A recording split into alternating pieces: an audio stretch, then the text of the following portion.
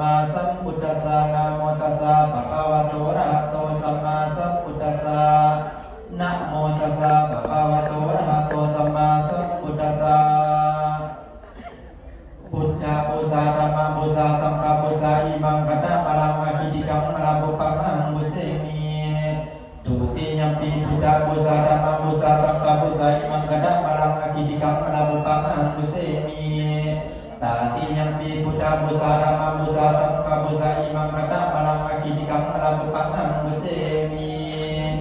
พุทธบูชามหาเทสาวันตาธัมมบูชามหาปัญญาวันตาสังฆบูชามหาปุควันตา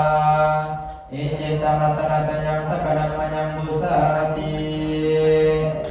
สักเคกเมจโลเปกิริสิกาลตเตจันตะเลเกวิมาเนติเปลเถจักเมตโลวนาคาเนเกหะวัตถุนิกิตเตปมาจยันตุเทวาสลัทธาละวิสเนญคาขันธปนาคาทิจันตสินติเกยังมุนิลาวาจนังสาธโวเมสุนันตุธรรมัสสวานกโลยันปรันตาธรรมัสสวานกโลยันปรันตาธรรมัสสวานกโลยันปรันตาสาธุกัสสะคณะกบฏนังซึ่งเทวดาเจ้าทั้งหลายซึ่งสถิตในสวรรค์ชั้นฟ้ากับทั้งภูมิเทวดาเจ้าทั้งหลายซึ่งสถิตในนิมานทั้งยังเขาผัดในอากาศในกรดก็ดีในวัดวาอารามที่นี้ก็ดีและขออัญเชิญยังคาขันธปาลัยนักทั้งหลายซึ่งสถิตในน้ำและเด่นบกโยกว่าเพียงอ้อมแอมสถานที่นี้ก็ดีขอจงมาอนุโมทนาบุญกุศลในงานบุญมหาเวสสันดรอยู่ณสถานที่วัดศรีบุญเฮืองบ้านพุทธาแห่งนี้บนทุกบาททุกองค์ได้ก่อข้าเถิด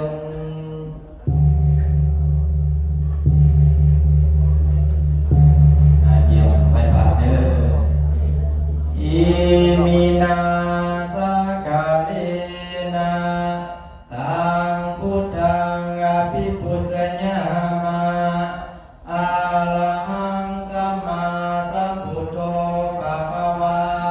พุทธังภะคะวันตังอภิวาเทมิอิมินาสกาเลนะตังธัมมังอภิปุสญามะสวากขาโตภะคะวะตาธัมโมธัมมังนัมมัสสามิอิมินาสกาเล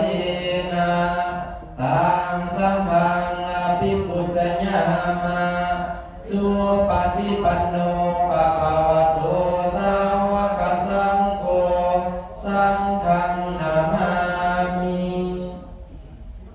นะโมตัสสะภะคะวะโตอะระหะโตสัมมาสัมพุทธัสสะนะโมตัสสะภะคะวะโตอะระหะโตสัมมาสัมพุทธัสสะนะโมตัสสะภะคะวะโตอะระหะโตสัมมาสัมพุทธัสสะพุทธังสรณังคัจฉามิธัมมังสรณังคัจฉามิสังฆังนังคัจฉามิทุติยัมปิพุทธังสรณังคัจฉามิทุติยัมปิธัมมังนังคัจฉามิทุติยัมปิสังฆังสรณังคัจฉามิตาติยัมปิพุทธังนังคัจฉามิตาติยัมปิธัมมังสรณังคัจฉามิตาติยัมปิสังฆังสรณังคัจฉามิอิติปิโสภะคะวะอะระหังสัมมาสัมพุทโธวิสาจารณังปันโนสุขโตโลกวิทูนานุตตโลปุริสาธัมมาสารทิสัทธาวะมนุสานังพุทโธภะคะวะเตพุทธังสิวิตังวัฏฏิภานังสรณังคัจฉามิสวากขาโตภะคะวะตาธัมโมสันติ โกอาการิโกเอหิปัสสิโกปานาหิโกปัจจตังเวทิตาโพวิญโย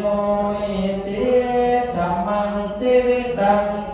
วัฏนิพพานังสรณังคัสสามิสุปฏิปันโนภะคะวะโตสาวกสังโฆสุปฏิปันโนภะคะวะโตภะคะสังโฆญาญาปฏิปันโนภะคะวะโตสาวกสังโฆสามีจิปฏิปันโนภะคะวะโตภะคะสังโฆญาติทังจัตตาริปุริสายุคานิอัตถาปุริสาปุคลาสัพพะวะโตสาวกสังโฆอาหุนายโยปาหุนายโยกินายโยอันสาลิกลนิโยอนุตตรังปุญญเกตังโลกัสติสังฆังสิวิตัญญาวานิพพานังสรณังคัสสามิอุกาสาวัฏฐาวิภัตเตเจติยังสัพพังสัพพทาทาเนสุปฏิจิตังสาลิลิกาธาตุมหา